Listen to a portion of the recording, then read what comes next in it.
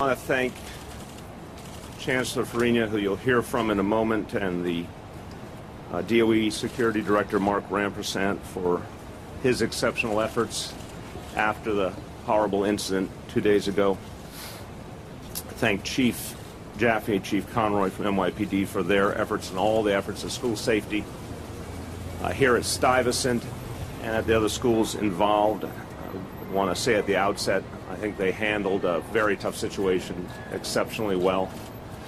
And thank you to the elected officials who are with us, Borough President Brewer, Assemblymember Kavanaugh, and the union leadership that we met with. Chancellor and I spent time with the school leadership, teachers, guidance counselors, including one teacher who was injured in the attack, who happened to be on the bike path and went back to work at the school the very next day, to his great credit. The guidance counselors, the parent coordinator, we listened to them talk about what the students had been through, what parents had been through, what they were feeling, what the whole staff was feeling. And then we spoke with a group of students. And it was very, very moving. We've talked a lot the last couple of days about the strength and resiliency of New Yorkers. It was on display here powerfully. One of the students told me that in the hours they were on lockdown, everyone was checking on each other to make sure they were okay, supporting each other. The students of all backgrounds, every nationality, every faith, standing up for each other, making sure that everyone knew they would get through it. And the students I met with said they had great faith that the adults in the building, all the folks who were there to protect them, were doing that. But he said as the incident finally was over and then students talked to each other and emailed each other about the next day, that they thought it was important to be at school the next day, to mourn those who had been lost, and to show that terror would not stop us, would not change us. I think it's an amazing thing to hear kids still in their teens thinking about their responsibility to respond to an act of terror by standing up, by being resolute, and their respect for the lives that were taken, that they saw it as their duty to be back at this school and to send a message. It was very, very moving. And I want to express my appreciation to the whole team at Stuyvesant and the other schools affected. They did things exactly right. We obviously drill for these kind of occasions. We wish we didn't have to, but we understand the world we're living in. And what I heard from the school team was the moment they got the alert, they went into action, they used their training, and they did everything they knew to get kids to safety, to lock down the building, to keep them safe, and to support each other. Obviously a very, very difficult experience for everyone involved, including some who saw the incident unfold. But the message that came through loud and clear here is that everyone had each other's backs. And they knew they had to be there for each other. And no one expressed to us a sense of fear or insecurity. They simply were resolute. And it was very, very admirable. It doesn't mean people aren't feeling things, doesn't mean it wasn't a painful experience. But the solidarity you saw in that building was absolutely amazing. So I just want to commend everyone at the Department of Education, everyone at school safety, but also these teachers and students, just for the way they handled the situation humanly, the way they backed each other up. Something New Yorkers should be proud of. Just a few words in Spanish before I turn to the Chancellor. Estamos en la secundaria Stuyvesant, muy cerca del lugar donde ocurrió el ataque terrorista del martes. Estamos muy orgullosos de los estudiantes y el personal de esta escuela, quienes mostraron coraje y fortaleza. Su resiliencia es un ejemplo para todos los neoyorquinos y nos recuerda la fortaleza de nuestra ciudad. With that, and with great appreciation, Chancellor, to your whole team, Chancellor Carmen Farina. It's often said that New York City is a very large city. I keep hearing the largest urban school system in the country. However, when it counts, we are a very small community. And as a small community, all the agencies come together to provide whatever services are necessary. So I am not only proud of the DOE, I'm proud of the NYPD. I'm proud of all the agencies that came together and will continue to come together to help us. There's been an outpouring of support from all kinds of social service agencies. Whatever you need, we will give you. Yesterday, I visited all 4 schools that were impacted by this, and in every single place that I went, teachers said, well, we're here for each other. This is what we do. It was almost like an ordinary matter of fact, this is our job. In all the schools, people stayed beyond the normal hours. Teachers stayed till every child was home, till every parent got listened to, till everyone was deemed safe. I was at 89, 289. I was here at Stuyvesant. I also went to the district school where the kids on the bus are from.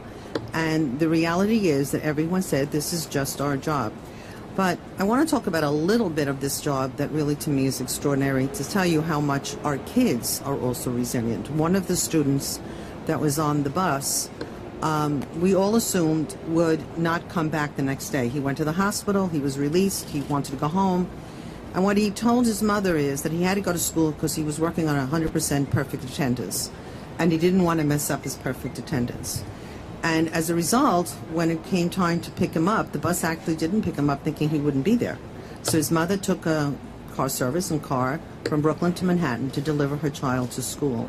And when I spoke to him yesterday, and this is something I'm never going to forget in terms of my experience as Chancellor, he said to me, I told myself, I'm going to be fine because a lot of people want to help me. And he went into detail about the EMT, the first officer on the ground who helped him, and anyone else who came. And he said, and I knew it'd be okay because there were people there to help me. And that's what New York is all about. We're going to be okay because there's always going to be people and groups of people who are going to be there to help us. So I'm proud of the city. I'm proud of everyone who works for us, and I'm proud of my partners in the NYPD. Thank you. Thank you so much. We'll take a few questions. Yeah. Child on the bus. Can you describe a little bit what his injuries and where he was in the bus when he was hit? The student who went to school yesterday obviously is okay physically. One of the other children went through surgery yesterday and appears to be on the mend. The bus driver is home, and the matron had another surgery yesterday, but we anticipate she will be fine. Those were the 4 people on the school bus. I'll get back to you later on that. How old is the child? 16. 16. Yeah. We'll get you all that. Minor injuries obviously made it to school. See if there's a few more. Going once, yes. It seems like the shelter-in-place strategy worked well here. Are there any ideas about changing or strengthening what happens to schools like this happen? Obviously, it seems like a corrective. I don't know if there's any updates to what's already. Let me start and then turn to either Chief and the Chancellor. We look at every incident, whatever it is, whether it's something as extreme as what we experienced 2 days ago or more everyday occasions. We constantly look to see if we have to make revisions. What I can tell you from what I just heard from the people who actually went through it is that the training and preparation worked. They said very strikingly, they said that they called the alert immediately, shelter in place, and that students could tell it was not a drill.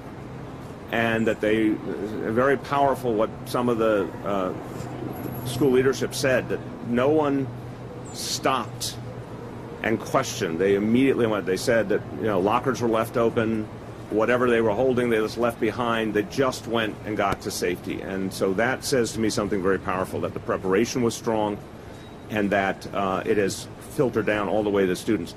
But of course, we're going to look in every instance to see if there's anything else we want to add. I think the most important thing, and we were on the phone, and I can't thank Mark Rampersad enough for his liaisoning all the committees. When we spoke to the principals affected, this was Monday, right? I've lost track of this week already, that all of them had the capacity to do robocalls and e-blasts. So within 5 minutes of saying what was going to happen the next day, every parent on that circle knew about it. So parents had information. The 89 and 289 were given an option of an excused absent if the parents, but we gave them the option. And our attendance at all these schools was very high, comparable to most other days. And I think it's the safety and the feeling that parents have that we know how to handle situations like this. But in any time there's a situation, you always go back, and certainly one of the things I'm going to be doing, does everyone have the capacity for robocalls? Because that really, really made a difference. And all the schools are going to have some kind of interaction this week with parents. Do parents want to come in? Do they want to talk to each other? Do they want to? So it's our job is to make sure everyone feels comfortable about what happened and be able to talk about what happened. Chief, So we have shelter-in-place protocol in the police department. We train our members of the service. Our school safety agents get the training also. Department of Education uses their protocol. We train related to it, and it worked wonderfully on Tuesday. Describe what it's like so we can understand. Oh, George, you want to describe it? Okay. But anyway, you want to speak to the Shelter-in-place will give exact direction based on a criteria or circumstances that are happening that will dictate what agents should do, what a level 3, which is a higher level agent in a school, should do, how they should give direction, who they should coordinate with, and notification processes. And it's how we collaborate with Department of Education and those teachers and administrators in that specific school when we do it. Working cooperatively with the NYPD is one of our major goals, but there are some refinements that we put in when it comes to our schools. So absolutely. So the shelter-in process is a part of a three-part process. So schools are drill on a regular basis. Shelter-in is just one of the drills that schools are obligated to do throughout the year. Shelter-in really talks about keeping the danger out of the school. Right, so in school, it's normal activity, right? Kids are in class, cafeteria, gymnasium, but we're eating candy, and we're monitoring doors. It's about keeping the threat outside, right? So the shelter-in process really is about that. It's about normalcy in the building. We are increasing our awareness about what's going on outside, getting periodic updates from the NYPD. We don't release the shelter-in until we've gotten the go-ahead to do so by the NYPD. But it's about the doors and keeping the danger outside. Kids are all going to the cafeteria. School is operating as normal. All right, Rich. So in this case, because of the physical location of the school, did anybody see what was taking place firsthand? Yeah. And the shocks? Can you tell us a little bit about? Yeah, some of the kids did, and some of the staff did, and obviously for them this was a particularly painful experience, and we're making sure they have any counseling that they need. Wasn't most of the school, but some of them did for sure. And I said one of the teachers was even out, happened to be on the bike path and was injured, but to his great credit, wanted to show his colleagues and the students that, you know, they would not be deterred and came back to work at school yesterday. So, no, this is something people felt directly. Did you guys consider not holding classes in Stuyvesant and go to the affected schools yesterday and talk about that conversation? Sure. And then on the shelter-in-place, I don't understand at all, because somebody said they called shelter-in-place, people left their lockers open, people were together getting support, but this gentleman just said everything went on as normal, so I don't understand. So, again, I think those are not inconsistent statements. Mark will come up in a second. When you're told to get to the locations where you're supposed to shelter, the idea is not to wait, not to hesitate, not to litigate, but to get there. Mark will, and that's what we heard people did. That's what kids did. Mark will talk about. On the first point, on Tuesday evening, we had a discussion. It was in different pieces. It wasn't everyone in the same room because we were all in different locations, but discussion as to whether we should modify anything about the school schedule. I ultimately made the decision to keep schools open in this immediate area. I thought it was important to send the same message that the rest of the city was sending, that we would not be deterred by terrorism, that we would continue our work as normal. I had a lot of confidence that the teams in the schools could support the kids. And so we thought through a lot of factors, but that's what we decided in the end. Do you want to speak, Mark, to how it specifically works? So there are 3 actions that our schools drill on: evacuations, lockdowns, and shelter-ins. The shelter-ins are called when the threat is outside of the building. This was obviously a threat outside of the building. Doesn't directly affect what happens internally. School goes on as normal, and students on the general response protocol dictates that the BRT members, building response team, mans the doors to ensure that the threat remains outside of the building. That's what they did in this respective case. Right? On a lockdown, obviously it requires a different approach, and that is where kids are going into classrooms, lights are turned off, and they're out of sight. Right? In this respective case, it really called for students to, us to man the doors and students to go on with their regular day. Right? So that's what transpired here. Okay, last call on anything else. Go ahead. When I was out here right after the incident happened, I talked to someone, this is the worst I've seen students. I take it this happened right around whatever, I don't know exactly what the dismissal time is here, but I take it it was around that time. Is there anything in place to handle, a situation that students might encounter right after they've left the school? Did kids come back? So that is a part of our shelter-in process. So if there is a danger that occurs immediately while the transition to exit the building happens, the school staff are trained to look outside, get students in, and then lock doors. And that's what happened in this case. And in fact, a school safety agent who was notified from the inside went outside with other people, other adults, and brought kids that were right on this block back into the school. Good. All right. Last call. Okay. Yes. Do you consider the suspect enemy combatant? Look, I'll leave it to the lawyers to determine that. I consider a suspect an enemy of New York City and someone who did great harm to the people of this city and to folks who were visiting us. As I said, we will remember as New Yorkers as well. But what is exceptional here is the fact that New Yorkers were undeterred and that people are quite certain we're not going to change who we are. Last question. President Trump said yesterday that he would consider sending the suspect to Guantanamo Bay to be in prison, and also called for the death penalty for him. Just wanted to get your comment on that, thoughts on that. Again, I'm not clear on all the legalities, and I'm not a lawyer. I'm not someone who believes in the death penalty in general. I just don't. I believe this is an individual who should rot in prison for the rest of his life. Thanks, everyone.